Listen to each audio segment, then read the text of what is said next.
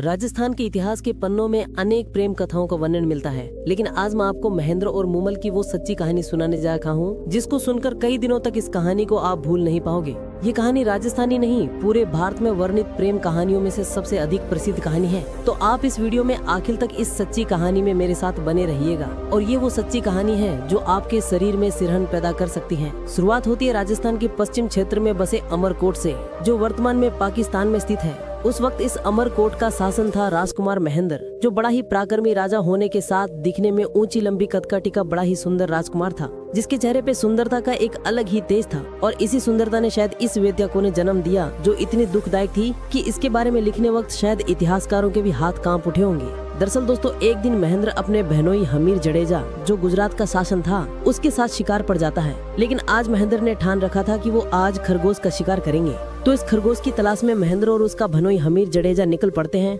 और पश्चिम क्षेत्र में खरगोश की तलाश करते हैं, लेकिन उन्हें खरगोश कहीं पर भी नहीं मिलता है। लेकिन महेंद्र ने ठान रखा था, तो एक बार फिर वो खरगोश की तलाश में जुट जाते हैं, लेकिन खरगोश अब भी नहीं मिलता है। इसलिए वो खरगोश की तलाश करते करते अपने क्षेत्र से बहुत दूर निकल जाते हैं और राजस्थान के जैसलमेर तक पहुंच जाते हैं। तभी अचानक महेंद्र के बहनोई हमीर की नजर पड़ती है एक खरगोश पर, और महेंद्र जैसे ही उसे खरगोश का शिकार करने वाला था कि अचानक ही खरगोश वहाँ से भाग पड़ता है। और महेंद्र और हमीर खरगोश का पीछा करते अब पहुँच जाते हैं राजस्थान के जैसलमेर के पास कांक नदी पर, जहाँ पे खरगोश घाघ नदी में कूद जाता है और शिकार उन दोनों के हाथ से निकल जाता है। और अब महेंद्र और हमीर थक हार कर उस नदी के किनारे एक पेड़ के नीचे बैठ जाते हैं। और अब अंधेरा भी होने लगा था, तो अब हमीर महेंद्र से कहता है कि वो अपने क्षेत्र से बहुत दूर निकल आए हैं, तो अब उन्हें यहीं पर अपने कमर की व्यवस्था करनी पड़ेगी। तभी महेंद्र और हमीर अपने आसपास कोई ठहरने की जगह ढूंढने लगते हैं और अचानक ही उस नदी की दूसरी ओर दूर उन्हें खूबसूरती महल दिखाई देता है। और अब वो दोनों नदी पार कर उस महल तक पहुंचते हैं, जहां उन्हें पता चलता है कि ये महल और किसी का नहीं बल्कि लोडरवा की राजकुमारी मूमल का है, जिसकी खूबसूरती के चर्च दूर दूर तक इस क्षेत्र में फैले थे। वो इस महल के पास पहुंचते हैं तो देखते हैं कि महल गुलाब के फूलों से सजा पड़ा था। भव्य इमारत, चारों तरफ पहरेदार, आसपास सेवक सेविकाएं खड़ी हैं और इस महल के चारों तरफ रौनक छाई हुई है। इसके बाद महेंद्र महल के सेवकों को अपना परिचय देता है और बताता है कि वो अमरकोट का राजकुमार महेंद्र है और ये गुजरात के शासन हमीर जडेजा हैं। हम शिकार के लिए आए थे, लेकिन रास्ता भटक गए हैं, वह समय है और अब हम आपके यहाँ रुककर खाना और विश्राम करना चाहते हैं। अब इसके बाद द्वारपाल उन्हें महल के अंदर ले जाते हैं और उनका खूब सत्कार किया जाता है। उनकी विश्राम की और खान पान की व्यवस्था की जाती है। अब महेंद्र और हमीर भोजन करने के पश्चात वहां से अमरकोट रवाना होने की तैयारी करते हैं। लेकिन जैसे ही वो जाने लगते हैं तो एक सेवक राजकुमारी मूमल का संदेश लेकर उनके पास पहुंचता है और कहता है कि राजकुमारी मूमल आपसे मिलना चाहती है, लेकिन एक साथ नहीं, अलग अलग। तो अब राजकुमार महेंद्र अपने बहनोई हमीर से कहता है कि आप बड़े हो तो राजकुमार से मिलने पहले आप जाइए। अब हमीर राजकुमार से मिलने के लिए उस कक्षा की ओर जाने लगता है जिस कक्षा में मूमल रहती हैं। लेकिन हमीर उस कक्षा में जाने वाले गलियारे में प्रवेश करता है तो हमीर को कक्षा का रास्ता बड़ा ही विचित्र लगता है। अब हमीर जैसे ही कक्षा की ओर थोड़ा आगे बढ़ता है तो वो देखता है कि सामने उस रास्ते पर बाघ, शेर और मगरमच्छ जैसे अनेक खतरनाक जानवर थे। और ये देखते ही हमीर तुरंत ही वापस मुड़ जाता है और आके महेंद्र को बताता है कि ये कैसी विचित्र महिला है जिसने अपनी सुरक्षा के लिए इन खतरनाक जानवरों को रख रखा है। ये सुनते ही तुरंत महेंद्र कहता है कि मैं जाऊंगा उस राजकुमारी से मिलने जिसने अपनी सुरक्षा के लिए इन खतरनाक जानवरों को रखा हुआ है। और इतना कहकर महेंद्र हाथ में तलवार लिए राजकुमारी मूमल की कक्षा की ओर जाने लगता है। और वो जैसे ही कक्षा के पास पहुंचा तो सामने एक शेर को देखता है और अपनी तलवार से उस शेर की गर्दन धड़ से अलग कर देता है। और गर्दन अलग होते ही महेंद्र को पता चलता है कि ये सब असली नहीं बल्कि मोम के हैं, लेकिन देखने पर असली प्रतीत होते हैं। और उसके बाद महेंद्र राजकुमारी मूमल की कक्षा तक पहुंच जाता है और वो जैसे ही कक्षा में प्रवेश करता है तो सामने का मंजर देखकर महेंद्र की नजरें ठहर जाती है। वो सामने देखता है एक सुंदर कन्या, जिसकी आंखें हिरनी जैसी, जिसके बाल एड़ियों तक लंबे, जिसका चेहरा सर्दरात्रि की पूर्णिमा के चांद जैसा महेंद्र की प्रतीक्षा में उसके सामने खड़ी थी। और ये कन्या कोई साधारण कन्या नहीं बल्कि लोडरवा की राजकुमारी मूमल थी, जिसकी खूबसूरती का बखान दूर दूर तक के क्षेत्र में फैला हुआ था। लेकिन इस कहानी में इसके साथ जो होता है वो सुनकर आपके शरीर के रोंगटे खड़े होने के साथ साथ आपकी रूह भी कांप जाएगी।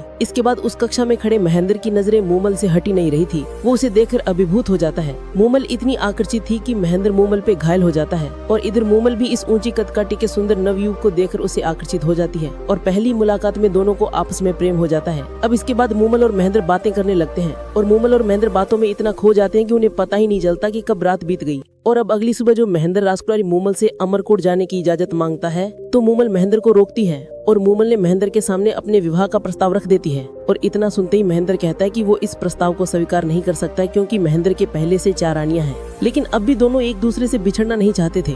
तो मूमल ने महेंद्र से कहा कि आप एक शर्त पर यहाँ से जा सकते हो, और मूमल ने शर्त रखी कि आपको हर रोज मुझसे मिलने आना होगा। तो महेंद्र ने राजकुमारी मूमल की ये शर्त स्वीकार कर ली और इस शर्त को स्वीकार करके हमीर जडेजा के साथ अमरकोट के लिए रवाना हो जाता है। लेकिन अमरकोट आने के पश्चात महेंद्र को हर जगह राजकुमारी मूमल ही दिखाई दे रही थी, लेकिन उसे अंदर ही अंदर एक चिंता भी सता रही थी कि आखिर कैसे वो हर रोज इतने कम समय में अमरकोट से लोडरवा की 100 मील की दूरी तय करेगा।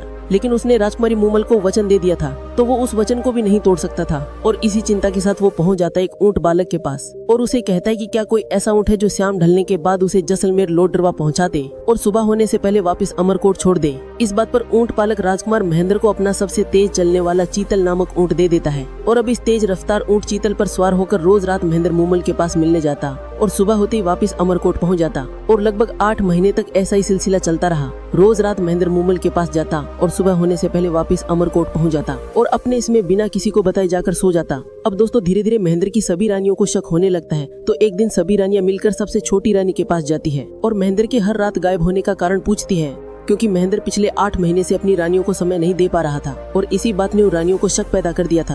अब वो सभी रानियां जैसे ही छोटी रानी के पास पहुंचती है तो छोटी रानी कहती है कि इसे नहीं पता कि आखिर महेंद्र रात को जाता कहाँ है। वो हर रात गायब रहकर सुबह आकर अपने कक्ष में सो जाता है। तो अब इसी चिंता के साथ महेंद्र की सभी रानियां मिलकर अपनी सास के पास जाती हैं और उन्हें सारी घटना से अवगत करवाती है। तो महेंद्र की माँ छोटी रानी से पूछती है कि महेंद्र जब घर आता है तो कैसी हालत में होता है। तो छोटी रानी बताती है कि महेंद्र पूरी तरह भीगा हुआ होता है और सुबह जल्दी आकर कक्ष में सो जाता है। और इसी बात पर महेंद्र की माँ छोटी रानी को कहती है कि अब जो महेंद्र भीगा हुआ आए तो एक बार उसके बालों पर चिपका पानी मुझे लाकर दिखाइए। और छोटी रानी वैसा ही करती है। महेंद्र के बालों से टपका पानी एक बर्तन में इकट्ठा कर अपने सास को दिखाती है और महेंद्र की माँ जैसे उस पानी को चखती है तो उसे पता चलता है कि ये पानी तो कांख नदी का है। बस महेंद्र की माँ को सब समझ में आ जाता है कि उसका बेटा रोज रात उस क्षेत्र की सबसे खूबसूरत राजकुमारी मूमल के पास जाता है जिसका महल कांख नदी के किनारे है। और अब ये बात जो महेंद्र की रानियों को पता चलती है तो वो महेंद्र को मूमल से मिलने से रोकने के लिए एक तरकीब लड़ाती है और वो उस ऊंट जिस पर अब तक राजकुमार महेंद्र जाता था उस ऊंट को जहर दे देती है ताकि महेंद्र लोडरवा मूमल के पास न जा सके।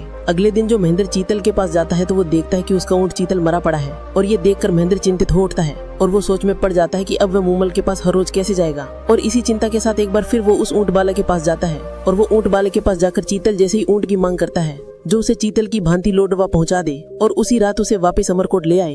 लेकिन ऊंट पालक ने महेंद्र से कहा कि आप इसे ले जाइएगा, लेकिन एक बात का ध्यान रखिएगा कि अगर गलती से भी इस पर वार कर दिया तो ये आपको रेगिस्तान में भटका सकती है। तो महेंद्र ये शर्त मानकर उस ऊंटनी को ले जाता है और उसी रात उस ऊंटनी पर सवार होकर अमरकोट से लोडरवा के लिए निकल पड़ता है। लेकिन दोस्तों रास्ते में महेंद्र मूमल से मिलने की जल्दबाजी में गलती से उस ऊंटनी पर चाबुक से वार कर देता है और वार करती वो ऊंटनी उसे रास्ते से भटका देती है। लेकिन इधर लोडरवा के महल में मूमल अपनी सखियों के साथ बैठी महेंद्र का इंतजार कर रही थी। तो मूमल की बहन सुमन अपनी बहन का मन बदलने के लिए पुरुष का भेष धारण कर लेती है और दोनों बहनें खेलते खेलते एक साथ ही सो जाती है। लेकिन दोस्तों सुमन ने अपनी बहन के साथ सोते वक्त पुरुष का वेश नहीं उतारा था और वो इसी भेष में अपनी बहन के साथ सो जाती है। और अब इधर महेंद्र जैसे तैसे उस ऊंटनी को काबू करके राजकुमारी मूमल के महल के बाहर पहुंचता है। लेकिन महेंद्र को देर हो जाती है। वह सुबह के लगभग 4 से 5 बजे लोडरवा पहुंचता है और सीधे मूमल की कक्षा की ओर जाता है और वो जैसे ही मूमल की कक्षा में प्रवेश करता है तो उसके पैरों के नीचे से जमीन खिसक जाती है। वो सामने का मंजर देखकर हक्का बक्का रह जाता है और देखते हैं कि राजकुमारी मूमल किसी पुरुष के साथ सो रही थी और ये दृश्य देखकर महेंद्र के हाथ में पड़ा चाबुक वहीं दरवाजे पर गिर जाता है। लेकिन दोस्तों मूमल के साथ कोई पुरुष नहीं बल्कि पुरुष का भेष धारण किया उसकी बहन सुमन सो रही थी। लेकिन महेंद्र को कहाँ पता था कि ये तो उसकी बहन सुमन है।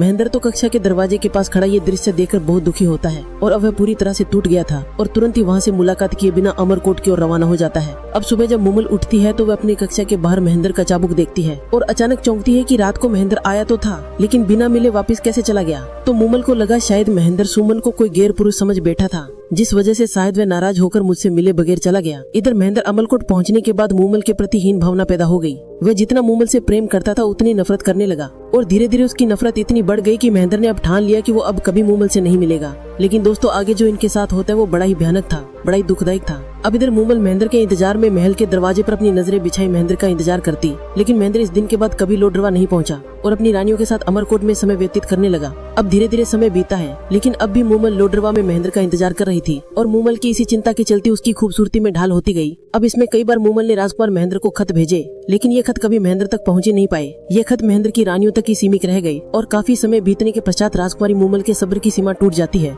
और इसी के चलते राजकुमारी मूमल अपने कुछ सेवकों के साथ लोडरवा से अमरकोट की ओर प्रस्थान करती है महेंद्र से मिलने के लिए। और अब मूमल अमरकोट महेंद्र के महल के बाहर पहुंच जाती है और अपना पैगाम महेंद्र तक पहुंचाती है कि लोडरवा की राजकुमारी मूमल उनसे मिलने खुद आई है। महेंद्र तक ये पैगाम पहुंचता है, लेकिन महेंद्र को अब भी मूमल से नाराजगी थी, जिसके चलते महेंद्र पैगाम भिजवाता है कि महेंद्र का स्वास्थ्य खराब होने के कारण वह राजकुमारी मूमल से नहीं मिल सकता है। लेकिन मूमल को हर हाल में महेंद्र से मिलना था, जिस कारण वह रात्रिकालीन विश्राम वहीं अमरकोट में करती है। और अगली सुबह मूमल फिर पैगाम भिजवाती है कि महेंद्र का स्वास्थ्य अब कैसा है, क्या वह मुझसे मिल सकते हैं। लेकिन एक बार फिर महेंद्र की तरफ से मना कर दिया जाता है। लेकिन मूमल कहाँ मानने वाली थी। अब मूमल वहीं पर डटी रहती है और हर रोज महेंद्र तक मिलने का पैगाम भिजवाती है। और महेंद्र की भी कई बार मूमल से मिलने की इच्छा हुई, लेकिन उसके सामने की दृश्य उसकी मिलने की इच्छा को खत्म कर देता है। अब इसके बाद मूमल को लगा कि मेरे हर पैगाम का जवाब नाम में आ रहा है, तो अब मूमल अपनी व्यथा व्यक्त करने के लिए गाने वाले संदेश वाहकों का सहारा लेती है। और ये संदेश वाहक निढाल होती जा रही मूमल का संदेश लेकर महेंद्र तक पहुंचते हैं। और उनका बखान सुनकर महेंद्र मन ही मन सोचता है कि मूमल मेरी इतनी प्रतीक्षा कर रही है, तो हो सकता है मूमल सच्ची हो। और इसी के चलते महेंद्र की भी मूमल से मिलने की इच्छा होती है।